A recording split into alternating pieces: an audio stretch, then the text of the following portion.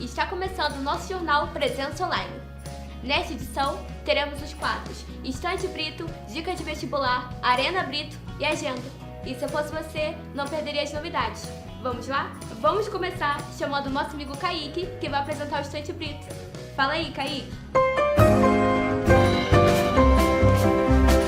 Oi, gente! Tá começando mais um Estante Brito e hoje é a dica especial para quem vai fazer a prova do final da UERJ. A indicação de vez é a redação moderna de Hamlet, inspirada na clássica tragédia de William Shakespeare. Nessa nova versão, o ator traz os mesmos dilemas da história original: vingança, dúvida e a luta entre o certo e o errado, mas com uma linguagem mais atual, que aproxima o leitor e mostra como esses temas continuam vivos até hoje.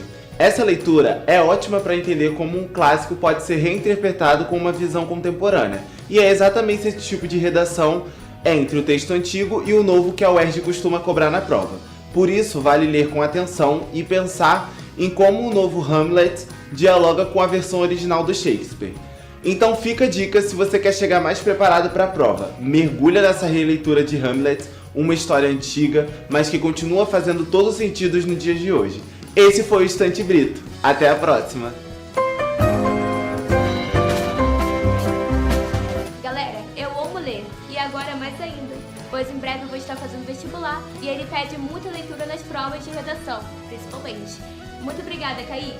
Pessoal, no nosso próximo quadro, teremos dicas de vestibular e um bate-papo com o nosso amigo José Daniel e o professor Cássio, que vai tirar algumas dúvidas sobre o TRI do Enem. Vamos ouvir as dicas?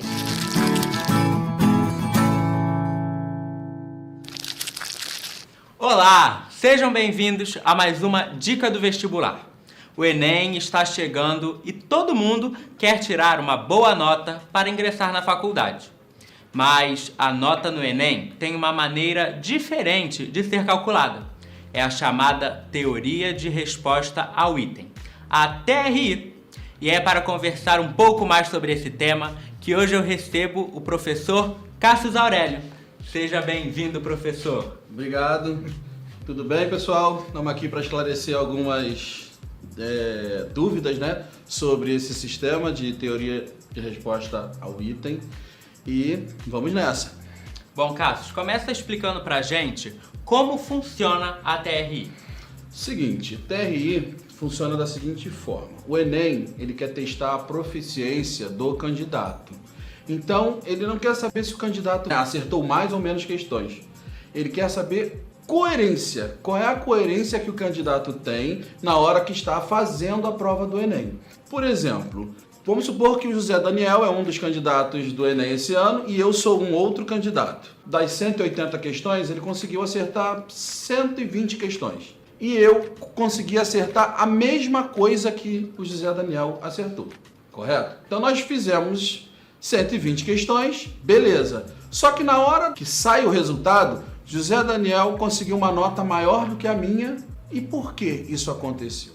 Porque o José Daniel, ele foi mais coerente nas respostas do que eu. Por exemplo, se o José Daniel, ele acertou bastante questões fáceis e acertou algumas questões difíceis, o Enem vai entender que ele teve coerência no processo. Mas eu acertei bastante questões difíceis e errei algumas fáceis, que eu deveria saber. E aí o Enem vai entender o quê? Que em algumas questões difíceis eu não sabia o conteúdo daquela questão. Então é como se para TRI fosse um chute. Eu dei um chute na questão. E aí ele não considera aquela questão. Então a nota do José Daniel foi maior do que a minha, apesar de eu ter feito a mesma quantidade de questões certas do que ele, porque a TRI entendeu que ele foi, no caso, mais coerente durante a prova do que eu. Cássio, os textos do Enem da prova são muito extensos. Sim. E nós temos 3 minutos por questão. A ideia é não ler necessariamente todo aquele texto, certo? Sim. A ideia é que você possa ler o texto. Se você tem a facilidade em leitura, se você lê muitos livros, artigos, revistas, então você tem uma comodidade ao ler. A leitura não se torna cansativa para você. Agora, se você não tem essa comodidade, como é a maioria dos candidatos, José, então o importante é você pegar palavras-chave no texto para utilizar na sua resposta. Porque realmente o tempo é muito curto, esse tempo é curtíssimo e são 180 questões. Além disso, você ainda tem que separar um tempo de 20 a 30 minutos para responder o cartão de resposta, que é o que vale ali para você. Então, é importante que você destaque, por exemplo, na física e na matemática, os dados da questão e, destacando os dados, você já vá fazendo a questão e não tendo que ler o texto completamente. A ordem de comando é muito importante, né? Com certeza. Porque tem também os distratores. Geralmente é de A a E, tem a correta e o distrator, não é isso? Exatamente. O importante é que você entenda bem o que a questão está te pedindo, que é a ordem de comando, para que você possa, às vezes, até eliminar algumas opções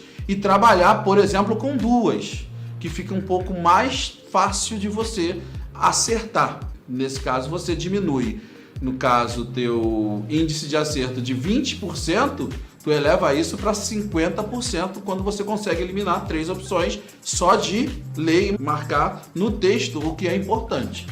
Cássio, pular questão nem sempre é demérito, porque elas vêm embaralhadas, né? Às vezes eu posso receber a prova azul e você a prova amarela, ou cinza, ou a prova branca. Então, o importante, Daniel, é que se você leu a questão e ali você não teve o insight de como se faz essa questão, você pode até pular essa questão, deixando ela para depois. Só que você tem que lembrar, você precisa arrumar um tempo para voltar à questão e marcar, porque deixar a questão em branco também não vai te ajudar em nada.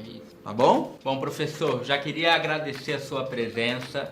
Nossa dica do vestibular, nossa entrevista está acabando, mas eu queria que o senhor enviasse uma mensagem para quem está assistindo e vai realizar a prova do Enem agora em novembro. Então, guerreiros e guerreiras aqui da Escola Brito Elias, alguns já foram meus alunos, outros ainda serão.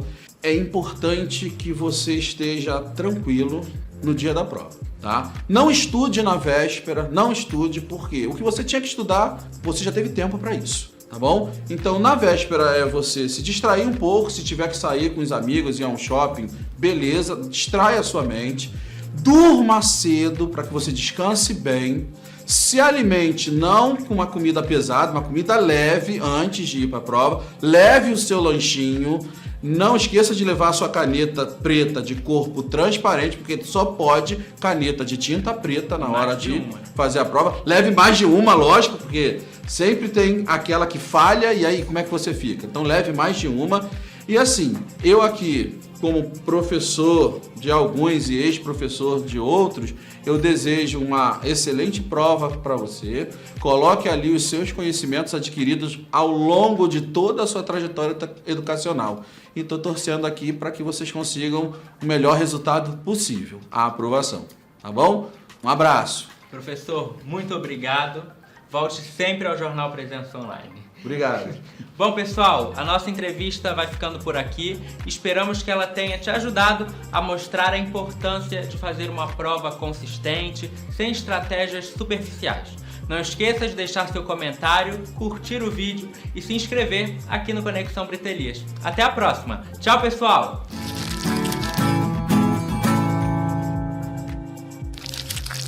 Você que vai prestar este concurso, prestou bem atenção? Não? Então é só voltar este vídeo e assistir de novo.